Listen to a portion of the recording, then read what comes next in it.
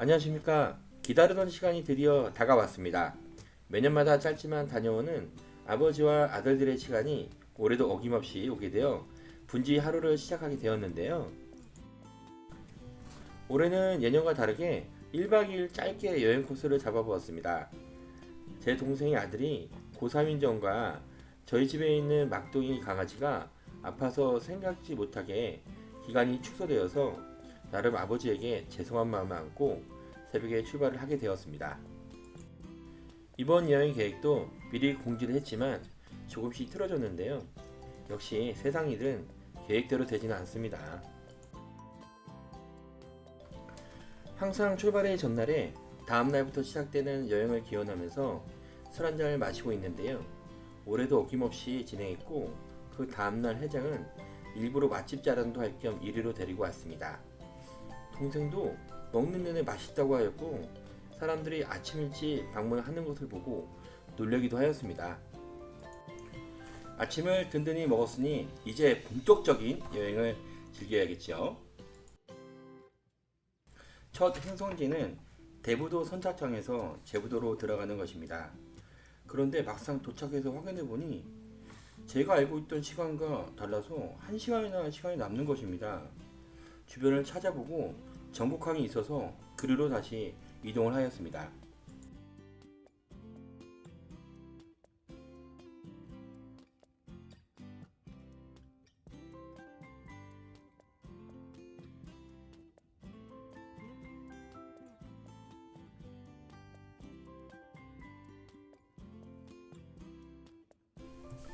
저도 이곳은 처음이라 이렇게 노트와 보트가 많은지 몰랐습니다.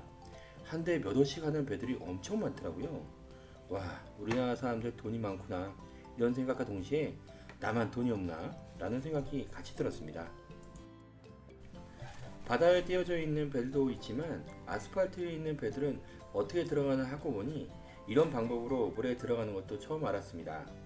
어제까지 그렇게 비가 많이 왔는데 여행 간다고 하니 갑자기 날씨가 좋아지고 여트까지 보니 꼭 외국에 나와 있는 것 같아 약간 더 설레었습니다.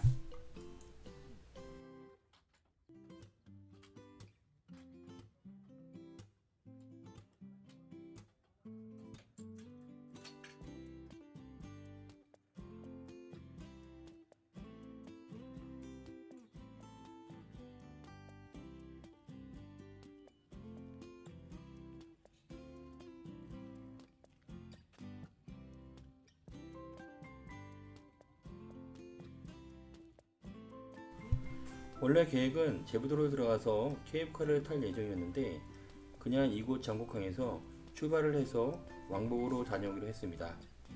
언제나 여행은 변수다.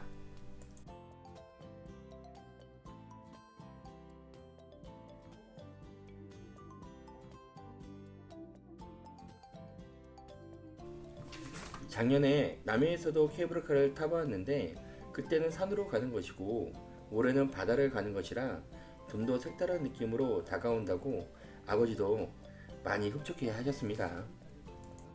케이블카 밑으로 보이는 제부도 바닷길이 아버지는 연신 신기하셨습니다. 이럴 때 여행을 오기를 참 잘했다는 생각이 들기도 합니다.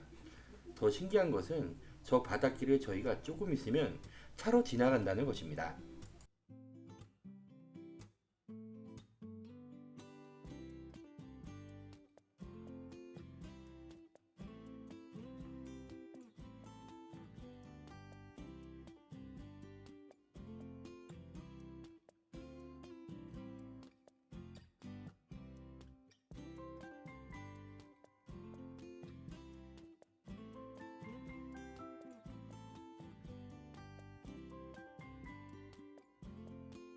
차를 이용해서 제부도를 건너오고 사진도 찍을 겸 배사장에 방문했습니다.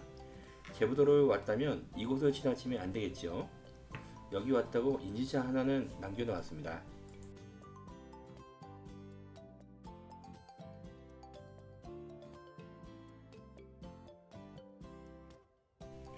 바닷물이 빠져서 이렇게 안으로 거닐어 보았습니다. 걸으면서 잠시나마 어머님이 같이 왔으면 참 좋았겠다는 생각을 했습니다.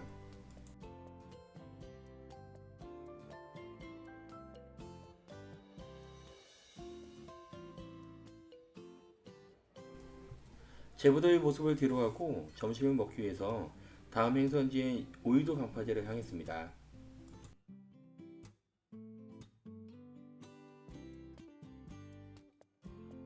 처음 방문할 때는 대표적인 메뉴로 시켜야 후회하지 않습니다.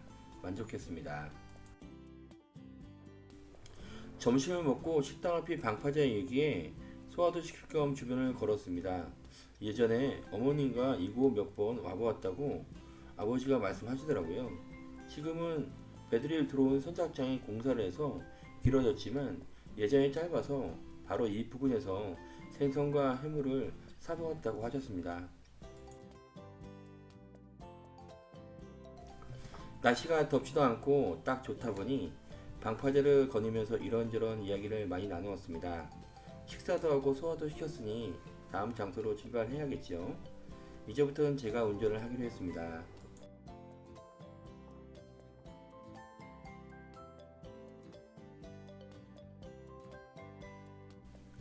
오이도에서 송모도까지는 90km 정도 나오더라고요. 중간중간 배가 불러서인지 졸려서 혼났습니다.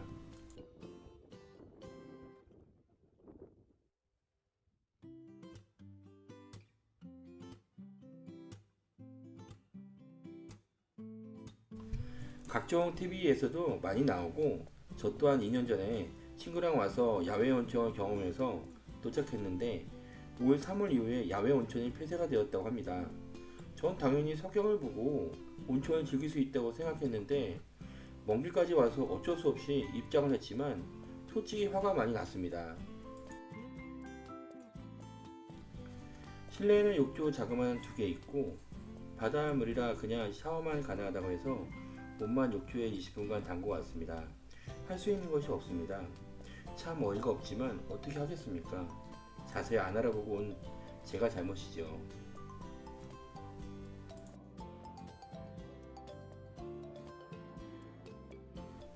마지막 행선지인 성모도 유치원집을 방문했습니다.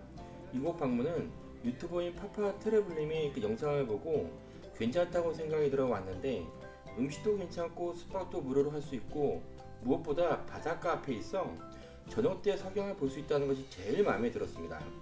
또한 아침 조식까지 같이 해결이 되기에 무엇을 먹을까 고민을 안 해도 되는 것도 마음에 들었습니다. 음식들도 한꺼번에 나오는 것이 아닌 코스 요리처럼 나오기에 하나하나의 음식을 잘 음미하면서 먹게 되더라고요. 아버지가 더 이상 먹지 못하겠다고 쉬고 싶다고 하셔서 위로 올라가셔서 쉬시기로 하고 저와 제 동생은 해변을 걷기로 했습니다. 참 좋았습니다. 저녁 바다를 제대로 가까이서 본 것이 30년 만인 것 같습니다. 군대 가기 전 친구와 같이 가본 부산 해운대 앞 바다의 모습과 겹치면서 잠깐이나마 예전의 생각을 하게 만들어 주었습니다. 이곳 송모도로 오기 전까지 서해바다에 대해 별로 좋은 느낌이 없었는데 이 석양과 파도가 이곳을 또 오게 할 수도 있을 것 같습니다. 다시 한번 서해바다가 참 이뻤고 석양이 고마웠습니다.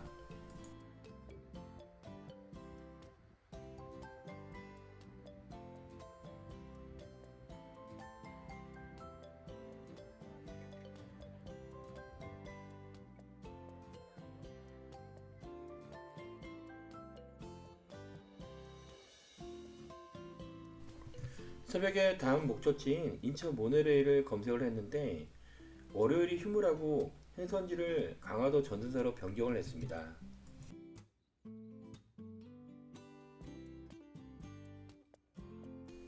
아침 조식이 나왔는데 와 생각보다 너무 괜찮았습니다. 속풀이로 된장찌개는 훌륭했으며 아침에 고등어도 너무 만족했습니다. 나중에 시간이 되면 와이프하고도 또 와볼 예정입니다.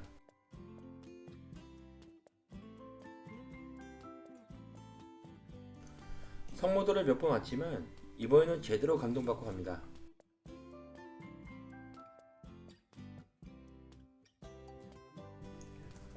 아침 첫 코스이자 마지막 여행지인 전등사입니다. 원래는 이 길이 아닌 다른 길로 올라와야 하는데 매표소에 조금 편한 길이 없는지 문의하니 조금 옆에 이 길을 안내해 주었습니다. 이 길은 아버지도 무리 없이 혼자 잘 다니셨습니다.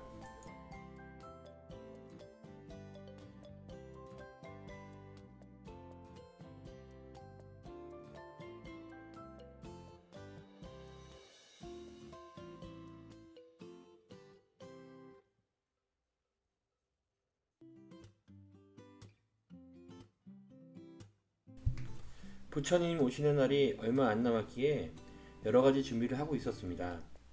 이곳저곳 보면서 저 또한 저희 가족들과 아버지, 동생 가족 기도를 드렸습니다. 1박 2일 여행이 순식간에 끝났습니다. 3박 4일은 조금 무리가 있고 2박 3일이 가장 좋은 것 같기도 합니다. 올해는 많은 아쉬움을 남기고 끝을 맺지만 또 하나의 추억이 생겨서 좋습니다.